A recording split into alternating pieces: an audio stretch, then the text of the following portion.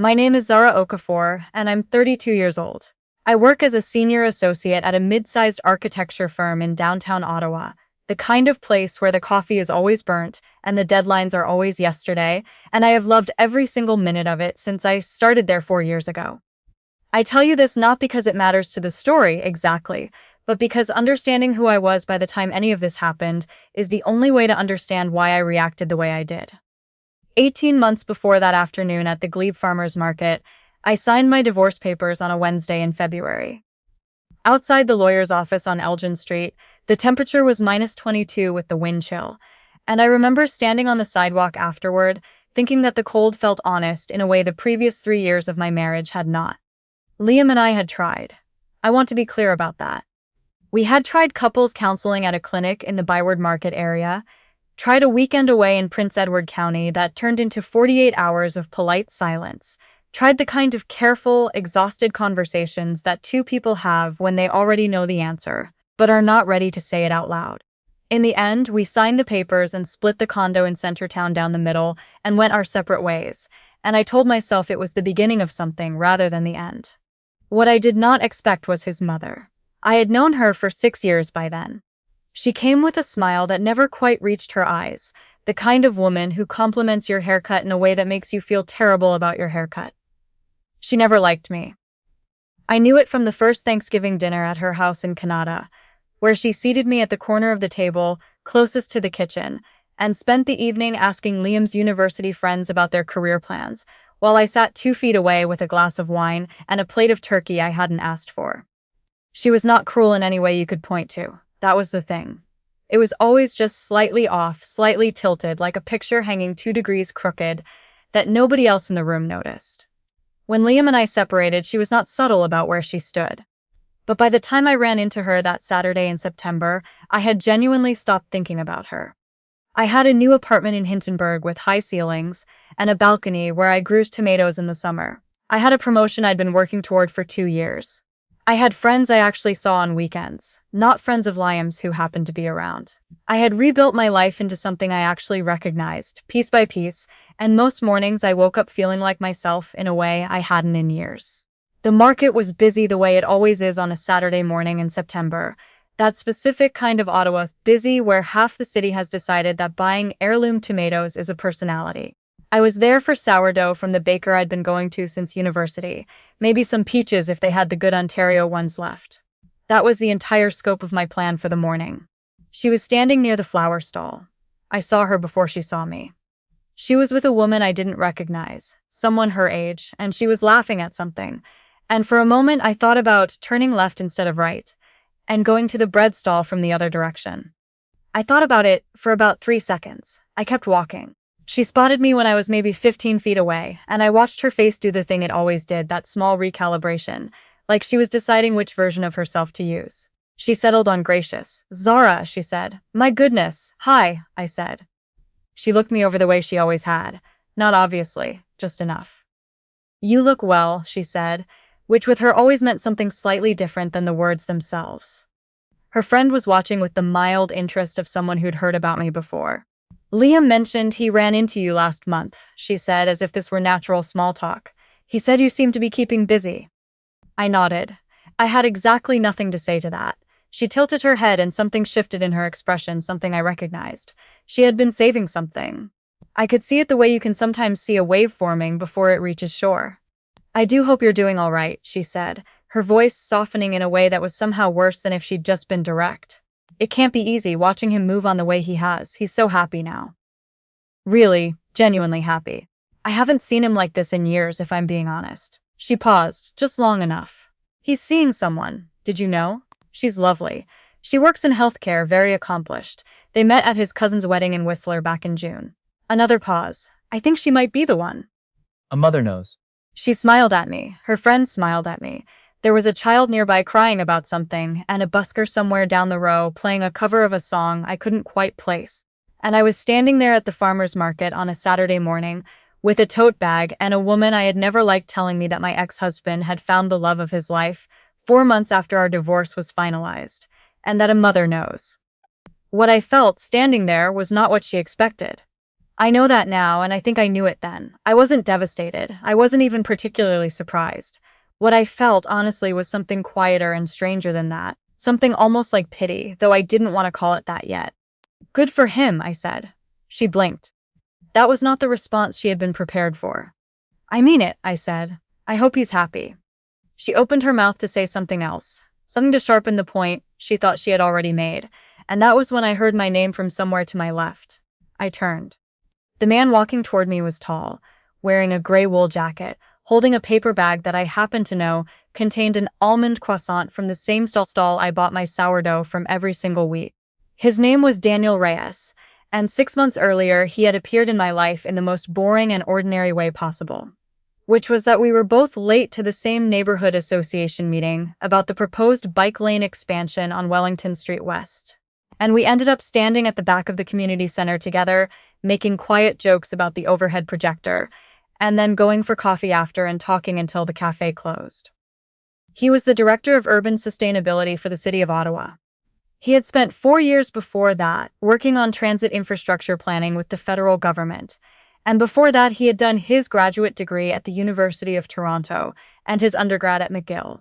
And none of that is why I liked him. I liked him because he was the first person in a long time who made me feel like the version of myself I actually wanted to be. He reached me, registered the woman in front of me, and did that thing he did where his face stayed pleasant and his eyes asked question. Sorry, am I interrupting? He said. Not at all, I said. She was looking at him with an expression I had not seen on her face before. Not recognition, exactly. Something more complicated. Daniel, I said, this is Liam's mother. Something flickered across his face, just briefly. Oh, he said. He extended his hand anyway, because he was that kind of person. Nice to meet you.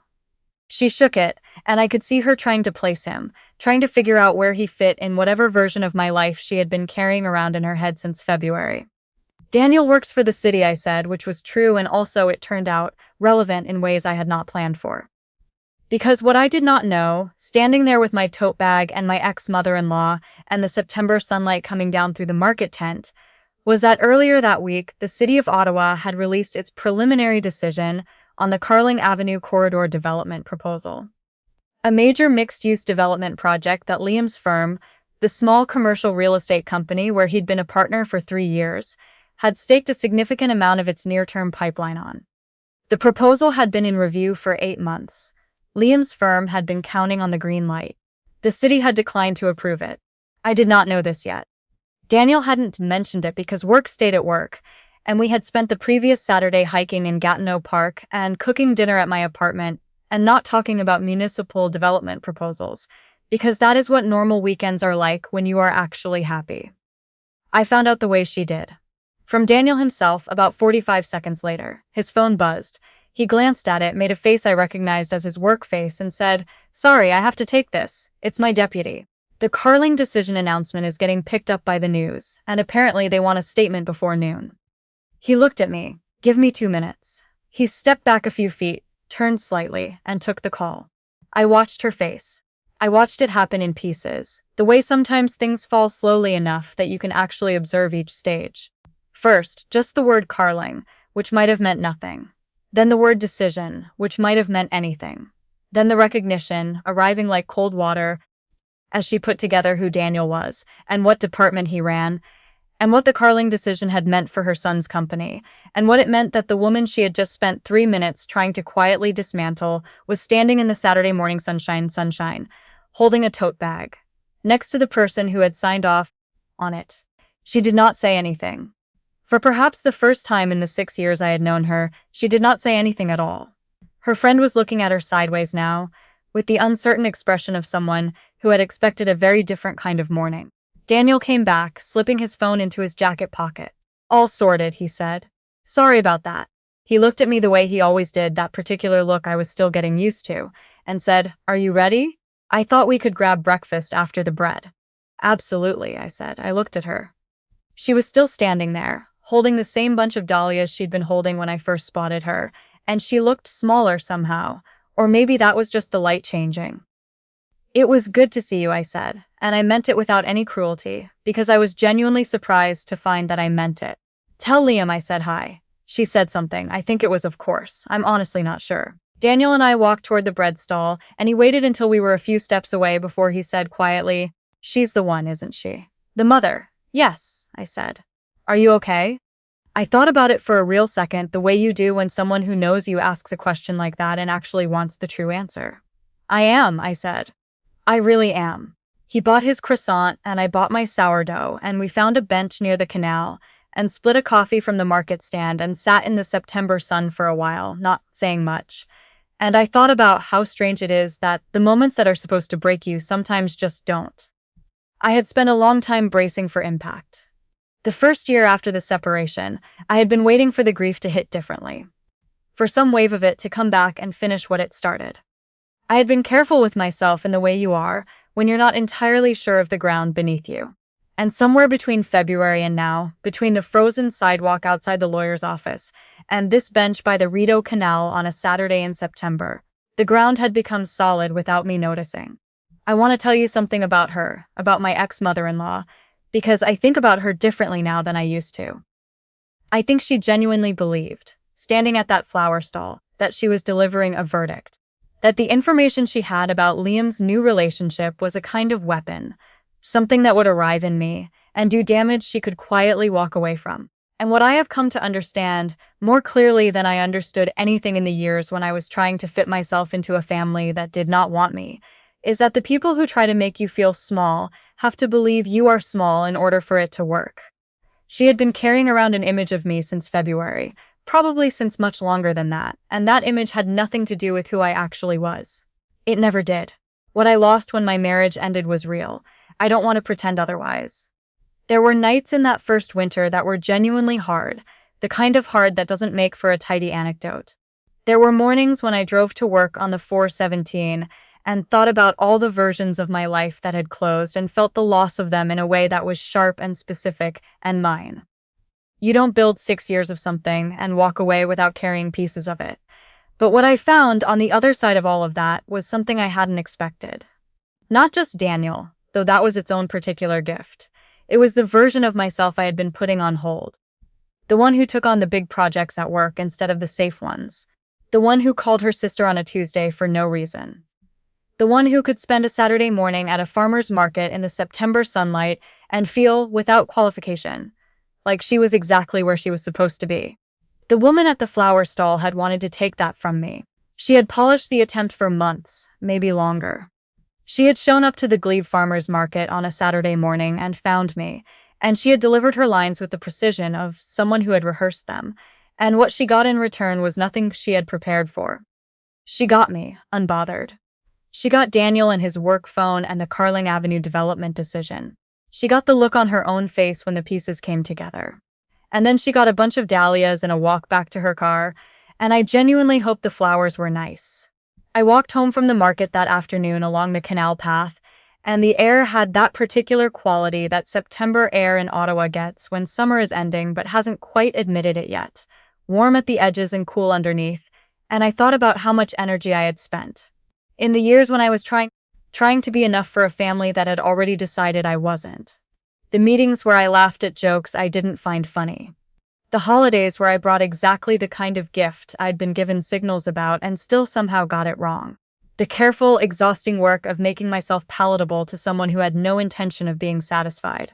I was not angry about it, standing there on the canal path. That surprised me every time. Not the anger, but its absence. I thought I would be angry about it for longer. Instead, what I felt was something closer to relief. The kind that comes from realizing that a door that looked like it was keeping you safe was actually just keeping you in. There is a thing that happens when someone tries to humiliate you and it doesn't work. Not because you fought back, not because the universe arranged some tidy revenge on your behalf, but because you are simply okay. You are standing in the sun with your bread and your coffee and your person, and you are okay, and no amount of well-aimed cruelty can find purchase in someone who has actually built a life they want to be living. I don't know what she told Liam afterward. I don't know what she said to her friend on the drive home, or how she explained the way the morning went, or whether she revised the story of me that she'd been telling herself for 6 years. I don't spend much time wondering about it. What I know is that I got home that afternoon and put the sourdough on the counter and opened the balcony door to let in the September air, And Daniel sat on my couch and read something on his phone while I made us lunch. And at some point I looked over at him and thought, without drama, without fanfare, that this was the shape of the thing. This ordinary Saturday afternoon. This specific and unspectacular happiness. She had wanted the story to go a different way. She had wanted to be the one who told me something I couldn't recover from. Instead, she got to watch me walk away with someone who made me laugh, toward a life she had no part in, carrying bread I was going to enjoy. That's the thing is about people who build their sense of power on someone else's supposed weakness. It only works if you stay weak. I had a terrible marriage and a hard divorce, and I rebuilt something good from the rubble of it, one ordinary day at a time, and the only person who deserves credit for that is me. I hope, if you are listening to this and you have had someone try to make you feel like the worst chapter of your story is the whole story, that you know it isn't.